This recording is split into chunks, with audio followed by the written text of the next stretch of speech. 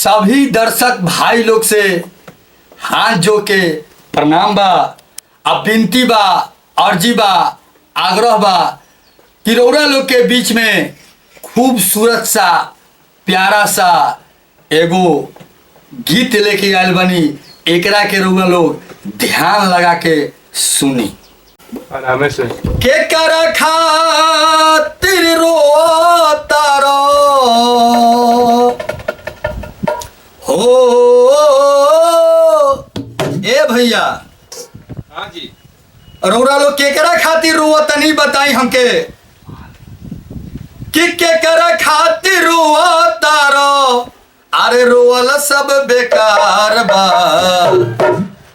मतलब के बेटा बेटी घर परिवार बा, मतलब के बेटा बेटी घर परिवार बा। केकर खातिर रोता रो, केकर खातिर रोता रो, रोवल सब बेकार बा। कहतनी केकरा खातिर रोवलो रोतनी पहले बताई। आ केकरा खातिर है महल अटारी बनावतनी, केकरा खातिर धन रुपया कमातनी ई बताई। है कभी कहता कैसे कि केकरा खातिर रोता रो, रोवल सब बेकार बा, मतलब के बेटा बेटी घर परिवार बा, मतलब के बेटा बेटी घर परिवार बा। आगे कहता कवि,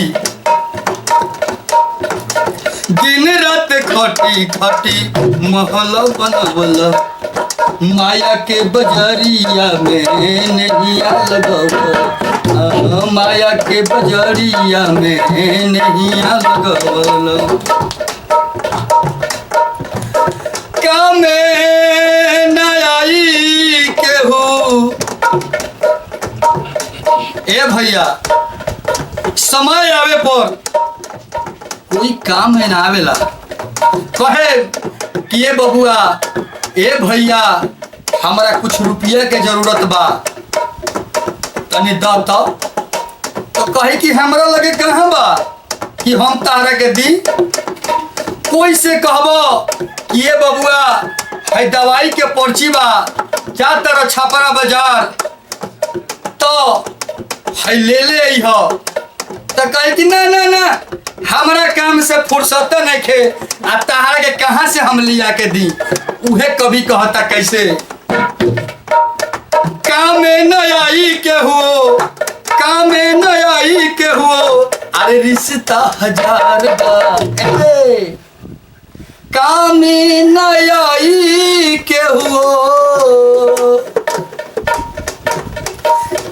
काम में न आई के हो, रिश्ता हजार बा, मतलब के बेटा बेटी घर परिवार बा, मतलब के बेटा बेटी घर परिवार बा। आगे कहता कवि कैसे, महल अटारी तोहरा साथे न जाई,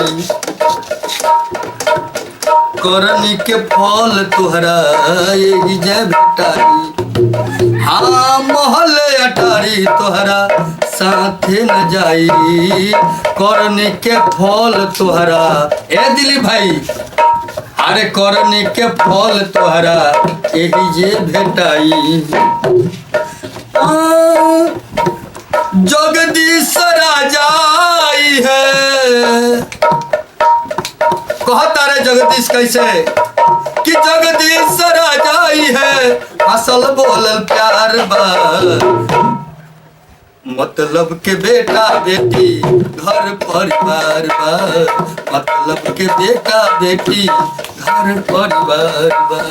के करे खातिर रोता रो, के करे खातिर रोता रो, रोवल सब बेकार बा। चला मतलब के बेटा बेटी घर परिवार बा, मतलब के बेटा बेटी घर परिवार बा।